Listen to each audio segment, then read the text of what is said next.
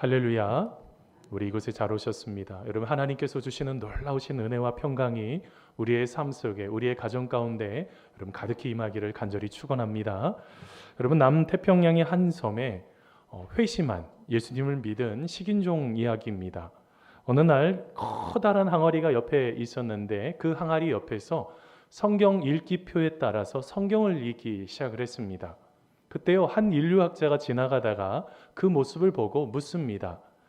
무엇을 읽고 계십니까? 성경을 읽고 있습니다. 그러자 인류학자가 코웃음을 치며 이렇게 말했습니다. 현대인들은 더 이상 그 책을 믿지 않는다는 사실을 모르세요? 그 책을 읽느냐고 시간을 낭비하지 마세요. 라고 말했습니다. 그랬을 때 그 식인종이, 회심한 식인종이 이렇게 말합니다. 선생님, 이 책이 아니었다면 선생님은 벌써 저 항아리 속에 요리가 돼서 들어가 있을 것입니다. 라고 말을 했다는 것입니다. 말씀을 받아서, 복음을 받아서 그의 인생이 변화된 것이죠. 여러분, 우리들의 삶은 어떠합니까? 여러분, 예수님을 만나 변화된 인생을 살아가고 계십니까? 예수님과 함께 진정한 행복을 누리고 계시느냐라는 것입니다. 그런데 우리의 삶에요, 참 많은 시험거리들이 있어서 이 모든 것들을 행복하게 풀어내기가 참 쉽지 않더라는 것입니다. 여러분들은 어떠하셨습니까? 지난 한 주간 동안 참 평안하고 기쁨의 일들의 연속이었습니까? 아니면 내가 감당할 수 없는 어떤 시험이 있어서 힘이 들었습니까? 여러분, 우리가 삶을 살다가 보면 참 많은 사람들을 만나게 됩니다. 그런데요, 우리가 만나는 상당수의 사람들은요, 굉장히 자기 주관이 확고하신 분들이 많습니다. 내 생각이 확고한 거죠. 그런데 그 생각이 내 생각이 아니고 어떤 다른 사람의 보이지 않는 힘을 통해서 생겨난 힘이라고 한다면 여러분 어떻게 하시겠습니까? 우리가 책을 읽거나 영화를 보거나 아니면 내가 원하는 정당을 선택하거나 이 모든 것 속에 보이지 않는 여론이라는 힘이 있다고 한다면 여러분 어떻게 하시겠냐는 것입니다. 바로 그 부분을 다루고 있는 책이 캐스 선스타인이 쓴 컨포미티라는 저 책입니다. 이 책을 보다가 보면 우리의 삶 속에 무엇인가를 따라간다는 것, 이 컨포미티가 순응이라는 단어예요. 인생을 살아가면서 어떤 공동체를 이루는 것을 따라가는 거예요. 그것이 무조건 나쁜 것은 아니죠. 그런데 여러분, 여기에는 어떤 하나의 문제가 생깁니다. 어떤 문제가 생길까요? 여러분, 집단, 한 공동체를 생각해 보겠습니다. 이 공동체가요, 빨간색인데요, 이게 초록색이다 라고 모든 공동체가 이야기를 하는 것입니다. 그러면 어떻게 될까요? 분명히 빨간색인데 빨간색이라고 말을 하지 못하고 초록색이다 라고 말하면서 순응을 합니다.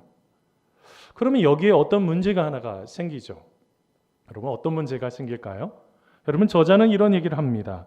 잘 따르고 잘 순응하는 것이 좋은 점도 있지만 반대로 인간의 영혼에서 가장 귀중하고 소중한 것을 부숴버릴 수 있습니다 라는 말을 합니다. 그러면서 하나의 예를 하나가 들죠. 여러분, 한 회사의 이야기를 하고 있습니다. 직원이요, 어떤 직원이 회사에요, 좋은 아이디어가 생각이 났어요. 어떻게 하면 더 멋지게 잘 세울까? 그리고 많은 매출이 나게 생긴 그런 아이디어가 생각이 났습니다. 그런데 그 회사가요, 만일 아이디어를 부정한다면 내 옆에 있는 동료한테 말할 기회를 빼앗겨 버리는 것입니다. 여러분, 이런 회사를 다니는 직원들은요, 어떻게 될까요? 2년에서 4년 사이에 이직을 한다고 합니다. 왜요? 그 회사에 있으면은요, 내가 원하는 그 길, 내가 원하는 그 말이 전달이 되지 않았기 때문이죠. 그래서 사람들이요, 소외감을 느끼기 때문에 그 회사를 떠난다는 것입니다. 그런데 문제가 뭔지 아십니까? 그 조직은요, 그게 문제인지를 모른다는 거예요. 바로 여기에서 시험거리가 생깁니다. 그것을 제대로 알아주면 좋겠는데 알지를 못하죠. 그 조직은 똑같은 생각을 갖고 있는 사람들로 같은 것에 순응이 되어 있는 사람이다 보니 새로운 것을 변화하기가 쉽지가 않습니다. 그거는 우리 신앙생활 속에서도 마찬가지죠. 제가 얼마 전에요, 여러분, 목사님들 한 모임을 만나게 되었습니다. 안전하게 식사하면서 안전하게 마스크 쓰고 대화를 나누는데 어느 한 목사님이 이런 말을 합니다. 자기 교인, 여자 집사님이 있는데 그 여자 집사님이 하신 이야기를 나누시는 것이었습니다. 그 여자 집사님이요, 이 목사님을 찾아가서 만나면서 이렇게 말했다는 것입니다. 목사님, 온라인 예배를 드리니까 너무너무 좋아요 하면서 그 뒤에 붙인 말이 이런 말이었습니다. 이제 더 이상 싸울 이유 없으니까 참 좋아요. 나중에 보니까 식당 봉사하시는 분이셨는데, 이 식당 봉사하다가 어떤 분이 큰 소리를 쳐서, 아니 내가 봉사하려고 하는 건데 내가 이런 욕을 먹어야 되나, 굉장히 낙심하고 힘들었던 집사님이었던 것입니다. 그런데 그 시험의 문제가 우리에게는 일어나지 않을까요? 여러분, 한 주간 동안 어떠하셨습니까? 끊임없는 시험의 문제가 여러분들을 괴롭히지는 않았습니까? 여러분, 그 순간 우리의 생각을 다시 재정립할 필요가 있습니다. 그 시험을 당할 때 우리 그리스도인들은 어떻게 그것을 풀어내야지 되느냐는 것입니다. 여러분, 오늘 말씀의 배경은 사도 바울이 고린도 교회에 보낸 편지입니다. 화가 많이 나 있습니다. 지금 왜 화가 났냐 하면, 지금 고린도 교회에 아주 흉악한 범죄를 저지른 성도가 생긴 것입니다. 그러면 그 부분에 대해서 질책도 하고 질타도 하고 했지만 그 부분에 대한 그것이 잘 정리가 안 되는 것입니다. 또 하나의 문제가, 그것이 얼마나 흉악한 범죄인데 그거를 따라가려고 하는 사람들이 생겼습니다. 사도 바울의 마음에 굉장히 화가 난 거죠. 그러면서 이 사도 바울도 정작 시험에 들게 된 것입니다. 그러면서 그 문제를 어떻게 풀어내야 되는지, 그리스도인으로서 어떻게 풀어내는지 오늘 말씀 속에서 볼 수가 있습니다. 이 시험을요, 잘 치르면 여러분 합격이 되지만, 이 시험에서 실패하면 우리가 실격자가 되는 것이죠. 그러면 여러분, 이 시험에서 우리가 잘 합격하려면 어떻게 해야지 될까요? 첫째는요, 여러분, 시험을 만날 때 제일 중요한 것이 있어요. 먼저 우리의 약함을 인정하고 십자가를 바라봐야지 된다는 것입니다.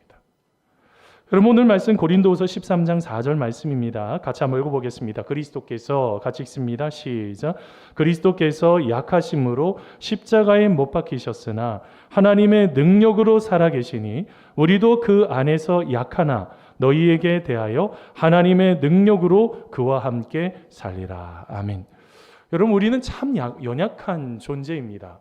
폴 힐리라는 신학자가요, 뭐라고 표현했냐면, 우리는 너무나 연약한, 한계가 있는 사람이어서 불안한 존재라는 것입니다.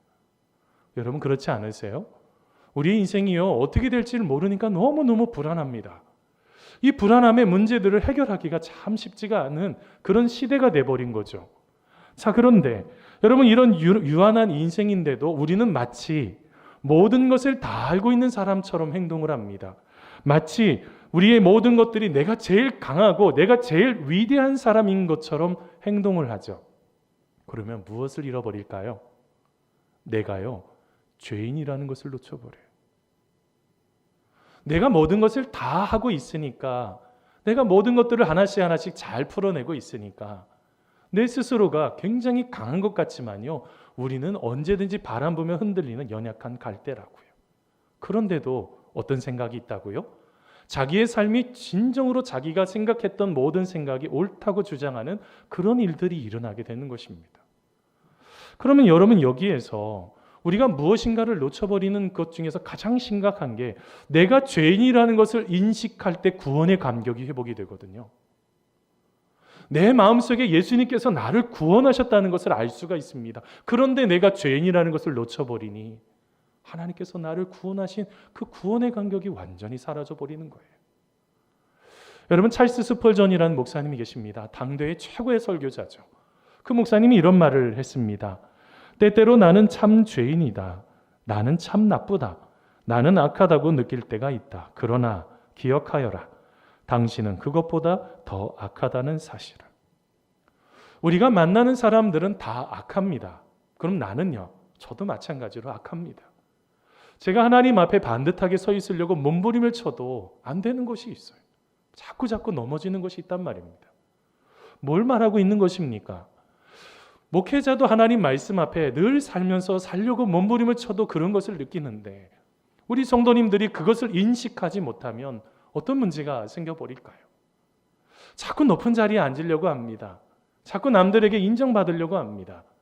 그러면서 우리의 마음속에 그것이 죄인지를 알고 있지만 자꾸 대화의 중심에 내가 되어서 모든 것을 다 주관하려고 하죠. 그리고 나 자신도 모르게 그 죄인의 길에 자꾸 서는 복 있는 사람은 죄인의 길에 서면 안 되는데, 오만한 자의 길에 서면 안 되는데, 나 자신도 모르게 그 죄인의 길에 들어서는 그런 심각한 문제가 일어나는 것입니다. 여러분, 성 어거스틴이 있습니다. 그가 참회록에서요 이런 이야기를 했습니다. 내가 어렸을 때 우리 집 근처에 열매가 주렁주렁 달린 배나무 한 그루가 있었습니다. 폭우가 내리던 어느 날 밤 우리 꼬마 악당들은 배를 훔치러 나갔습니다. 내가 탐낸 것은 배가 아니었습니다. 배라면 집에도 더 좋은 것이 얼마든지 있었죠. 나는 그냥 도둑이 되기 위해서 배를 몰래 훔쳤던 것입니다. 라는 것이 기록이 되어 있습니다. 죄인의 길에 서서 그냥 배를 따는 그 죄된 행동을 자기가 선택한 것입니다. 그게 좋아서요. 그러면 여기에 뭐가 문제가 있습니까? 그 당시에는 자기가 그게 죄라고 생각을 안 하고 있다가 나중에 성 어거스틴이 십자가를 통해서 하나님의 은혜와 사랑을 깨닫고 난 이후에 나만큼 심각한 죄인이 없구나. 나만큼 이런 죄인이 없구나. 내가 하나님의 사랑을 받은 사람인데 나는 죄인이구나. 이것을 깨닫기 시작했다는 것입니다. 뭐란 거죠? 그의 모든 것들 가운데 이 십자가를 관통해서 십자가를 통해서 하나님의 은혜와 사랑을 경험하기 시작했던 것입니다. 사랑하는 성도 여러분, 우리가 우리의 삶 속에서 여러분 이 십자가를 놓쳐서는 안 돼요. 우리가 그냥 어떤 모양으로 예쁘게 장식되어 있는 십자가가 아니라 내가 저것에 매달려 내가 죽었어야 되는데, 나의 인생은 소망이 없는 인생인데 하나님께서 나를 사랑하셔서 내가 이렇게 하나님의 놀라우신 능력 안에 살고 있다는 그것이 우리의 마음속에 느껴져야지 된다는 것입니다. 그 주님의 십자가의 능력이 있을 때 오늘 말씀에 하나님의 능력을 우리가 경험할 수 있는 것입니다. 내가 죄인인 것을 알게 될 때 하나님께서 나를 구원하신 그 구원의 감격이 다시 회복이 되는 것이죠. 사랑하는 성도 여러분, 우리 안에 바로 그 길을 따라가야지 되는 것입니다. 그래서 사도 베드로는요, 예수님께서 걸어가셨던 그 길, 왜 예수님께서 약해지셨는지, 왜 예수님께서 십자가를 지셨는지에 대해서 이렇게 말을 합니다. 베드로전서 2장 21절 말씀입니다. 같이 한번 읽어보겠습니다. 시작. 이를 위하여 너희가 부르심을 받았으니 그리스도도 너희를 위하여 고난을 받으사 너희에게 본을 끼쳐 그 자취를 따라오게 하려 하셨느니라. 아멘. 여러분, 부르심을 받은 우리요, 어떻게 하기를 원하셨습니까? 주님께서 짊어지셨던 그 십자가를 지고 우리도 주님과 함께 그 주님의 발자취를 한 걸음 한 걸음 따라가는 그런 인생이 되기를 원하셨던 하나님의 생각이 바로 거기에 있었다는 것입니다. 여러분, 십자가에 여러분 능력이 있는 것을 믿으십니까? 주님의 그 십자가가 나의 십자가가 될 때 그 속에서 주님의 능력이 구원의 신비와 그 다음에 영원한 생명과 하나님의 능력을 우리가 경험할 수가 있다는 것이죠. 사랑하는 성도 여러분, 우리가 철저하게 이 십자가를 통해서 하나님을 의지하는 것들이 그래서 중요하다는 것입니다. 여러분, R.T. 켄달이라는 목사님이 계십니다. 하나님을 열망하다라는 책에서 이런 얘기를 하셨습니다. 우리가 우리를 의롭게 하시는 하나님을 신뢰할 때 우리의 믿음은 의로운 것이 됩니다. 그러므로 시험에 빠질 때 그것을 기쁨의 기회로 여겨야 합니다. 라고 말을 했습니다. 여러분, 왜 그럴까요? 십자가에서 바꾸어 주신 거예요. 우리의 한숨을 십자가에서 바꾸셔서 하나님이 기뻐하시는 그 길로 이끌어 가시는 것이죠.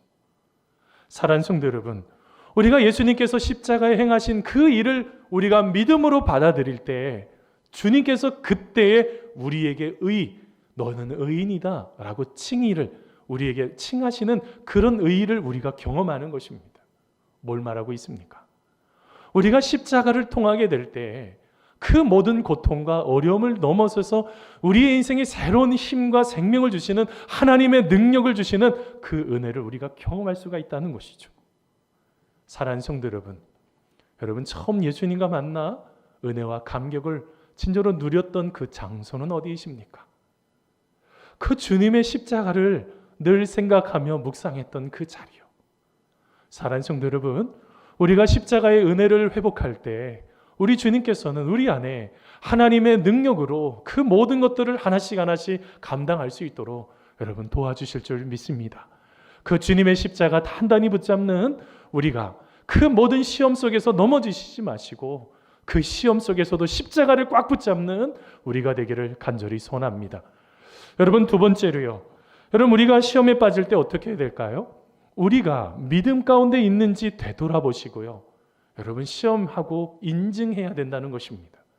여러분, 오늘 말씀 고린도후서 13장 5절 상반절 말씀입니다. 우리 같이 한번 읽어보겠습니다. 너희는, 같이 읽습니다. 시작.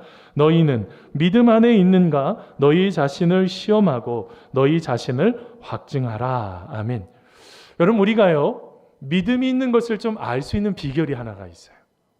여러분의 믿음이 어디에 있는지 어떻게 알 수 있을까요?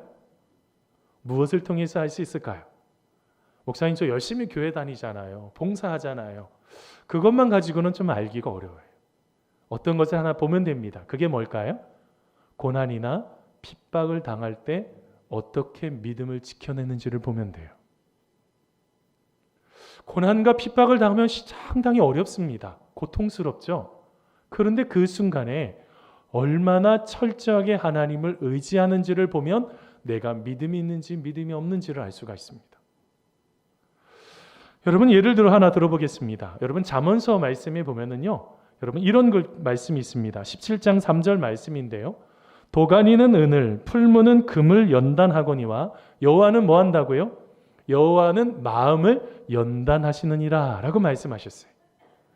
도가니가 여러분 은을, 풀무가 금을 막 연단해서 그것을 아주 막 뜨겁게 가열해서 나중에 녹여서 어떤 모양을 만드는 것처럼 우리의 인생 속에서도 어떤 고난과 풀무와 같은 그런 도가니 안에 들어가 있는 그런 고통을 통해서 어떻게 하신다고요?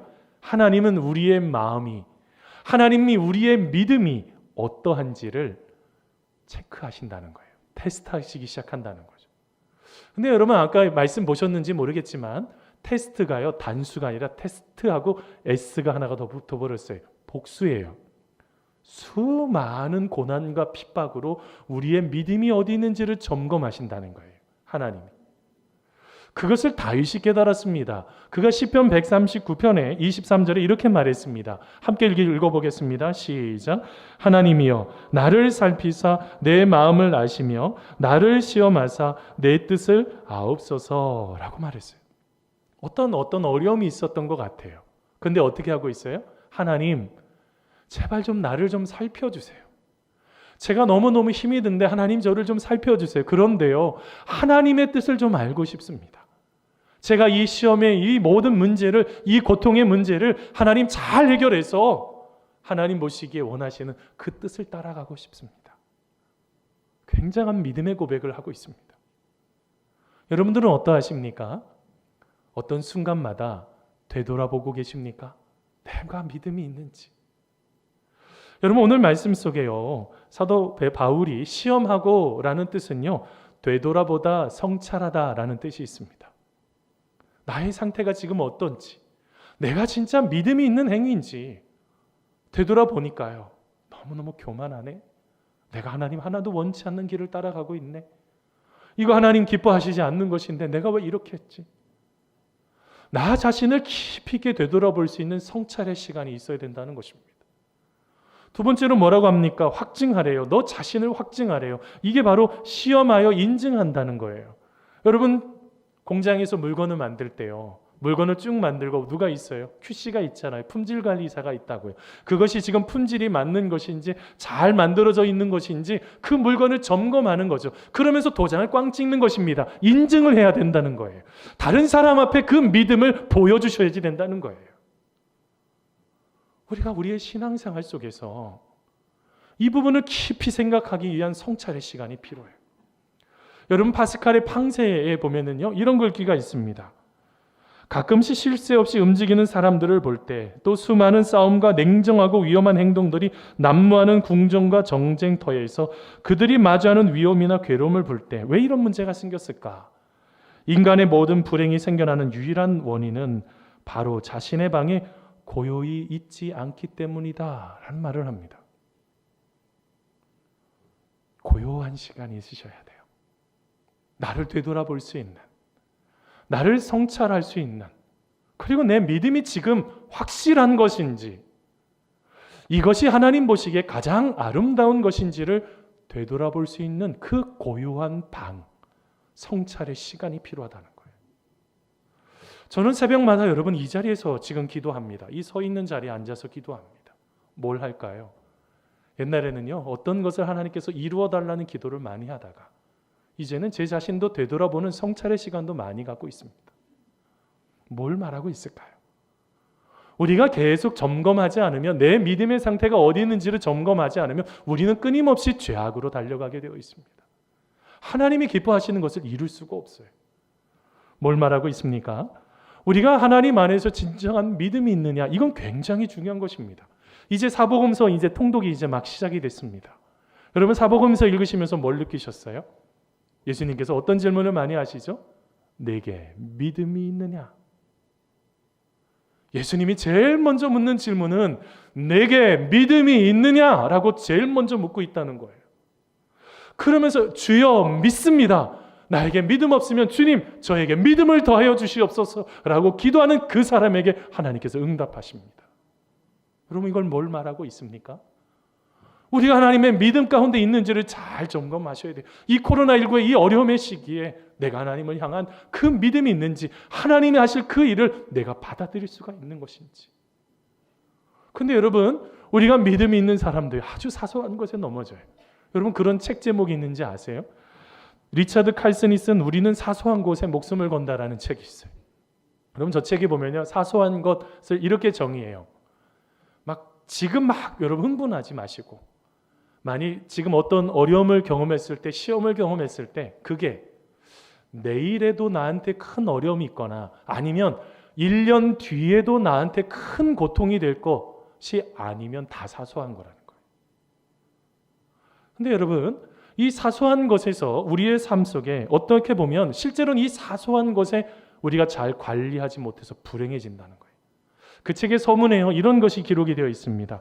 우리 시대의 가장 위대한 발견은 인간이 자신의 태도를 변화시킴으로써 삶을 변화시킬 수 있다는 것입니다 라는 말을 해요.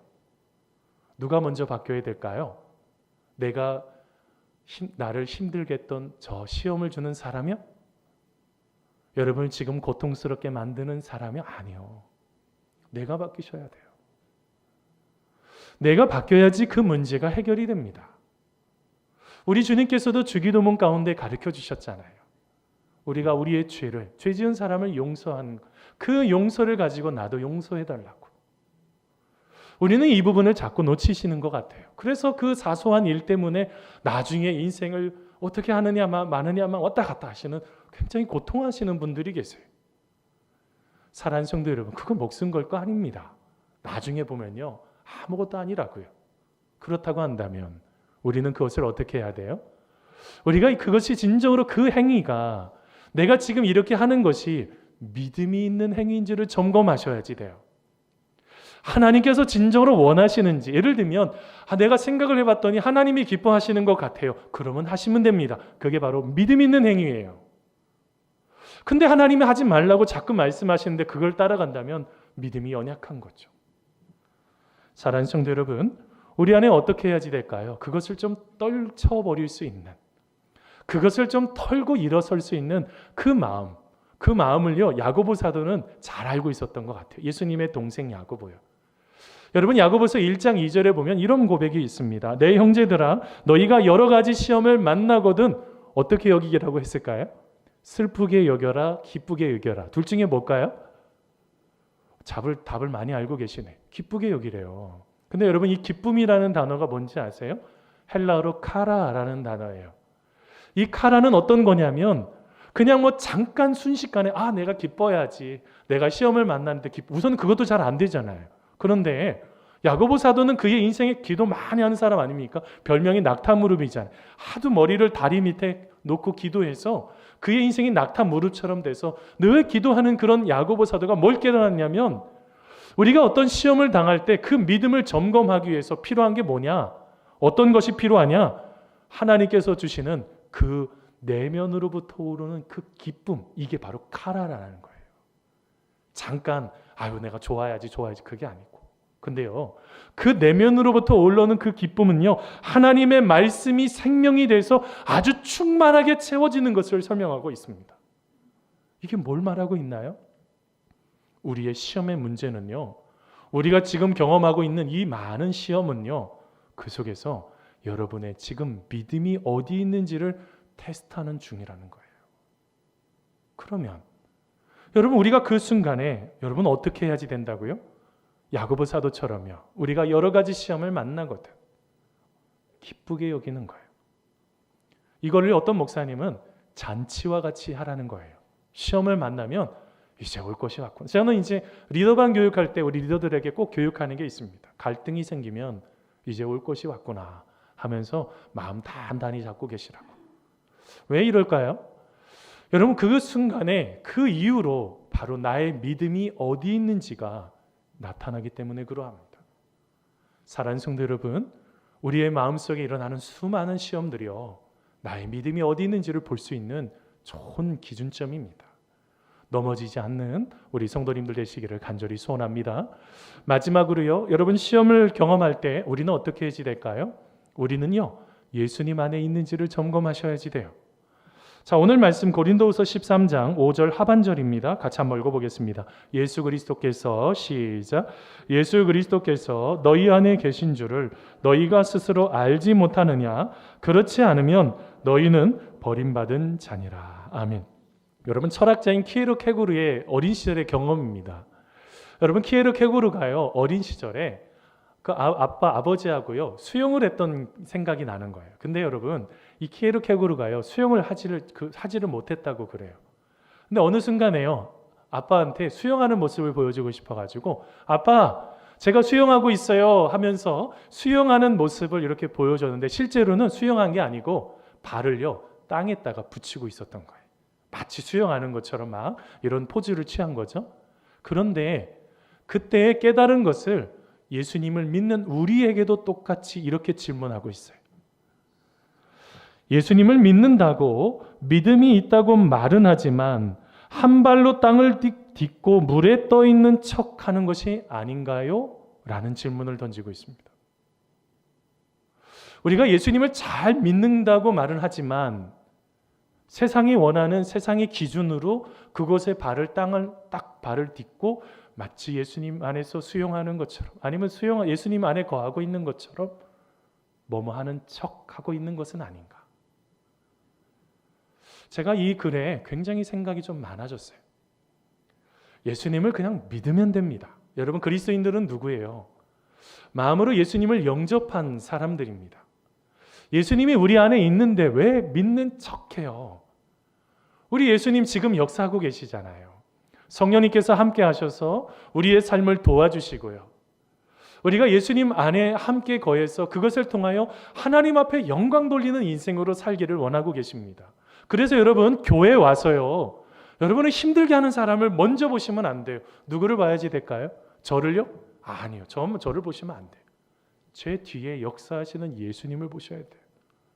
장로님들만 보시면 안 돼요. 장로님 뒤에 역사하시는 예수님, 권사님들만, 아니면 주일학교 교사만, 어떤 사람만이 아니라 교회 안에서 예수님을 놓쳐버렸다고 한다면 나의 신앙을 다시 점검하셔야 돼요. 왜 그러냐면, 예수님이 느껴지지 않는다고 한다면 예수님께서 버리신 사람이다 라고 정의를 하고 있기 때문에 그래요. 이거는 굉장히 심각한 문제입니다. 왜 여기까지 가게 됐을까요? 원래요, 여러분, 이 고린도 교회에는요 아주 탁월한 은사들이 나타났어요. 여러분, 방언의 은사부터 시작해서 고치는, 병 고치는 은사들, 하나님 말씀을 통역하고 말씀을 하는 여러 가지 신유의 은사뿐만 아니라 여러 가지 은사들이 나타났던 교회, 우리 편으로 말하면요 아주 뜨거운 교회라고요. 그런데 그 마음에 무엇이 사라져 버렸을까요? 여러분 잘 알고 계시는 사랑이 식어져 버린 거예요. 내가 예수님 안에 거하고 있다면, 내가 예수님과 지금 인격적으로 만나고 예수님과 동행하고 있다면 그 사랑이 식어질 리가 없어요. 사람을 미워할 리가 없다고요. 그런데 내 마음속에 자꾸 사랑이 식다 보니 안 좋은 것, 원치 않는 것, 하나님이 기뻐하시지 않는 것을 자꾸 보게 만든다고요. 악한 사탄 마귀가 꿰는 거죠. 그래서 예수님 뭐라고 말씀하셨습니까? 시험에 들지 않도록 뭐 하라고 그러셨어요? 기도하라 라고 말씀하신 거예요. 왜요? 기도할 때 우리 예수님, 나의 진정한 주인 되신 예수님을 만날 수 있기 때문에 그래요. 내가 기도할 때 하나님의 사랑을 다시 경험할 수 있어서 그래요. 그것을 통해서 내가 하나님 성령님께서 나를 도와주시는 그 은혜를 우리가 경험할 수 있기 때문에 그러하죠. 사랑하는 성도 여러분, 여러분들은 지금 안에 예수님이 거하고 계십니까? 늘 예수님과 만나고 계신가요? 여러분, 제가 참 좋아하는 유기송 목사님 계세요. 여러분, 예수님의 사람들이라는 책 쓰셨잖아요. 벌써 나온 지 꽤 오래된 책인데요. 여러분, 그 책에 보면 이런 이야기를 하셨습니다. 우리 모두는 예수님께서 우리와 함께 계신다고 믿습니다. 성경도 알고 천국도 믿습니다. 그런데 마음에 감동이 없습니다. 성질 하나 바꾸지 못합니다. 불평, 원망, 두려움, 염려가 사라지지 않습니다. 그 이유는 하나입니다. 지금 우리와 함께 계시는 예수님을 인격적으로 알지 못하기 때문이죠. 그러면 삶은 결코 변화되지 않습니다. 라는 말을 합니다. 여러분, 우리는 예수님을 만나셔야지 돼요. 저는 순간순간마다 우리 그 모든 것들을 예수님을 인격적으로 만나기에 얼마나 몸부림치는지 모릅니다. 기도하는 순간에 여러분 한 10분 전에 올라오잖아요. 뭐 할까요? 하나님, 이곳에 함께 예배하는 성도들의 마음속에 어떤 사람은 딱딱한 마음으로 있을 테고, 어떨 때는 좀 좋은 밭과 같은 분도 있겠고, 어떤 분은 가시밭과 같은 마음, 어떤 분은 마음속에 하나님의 말씀이 완전히 그냥 마음이 떠났지만 어떤 종교인처럼 계시는 모든 사람의 마음속에 성령님께서 역사해달라고 기도합니다. 왜요? 하나님께서 역사하지 않으시면 그 모든 문제들을 풀어낼 수가 없어요. 사랑하는 성도 여러분, 우리가 예수님을 인격적으로 만나셔야지 돼요.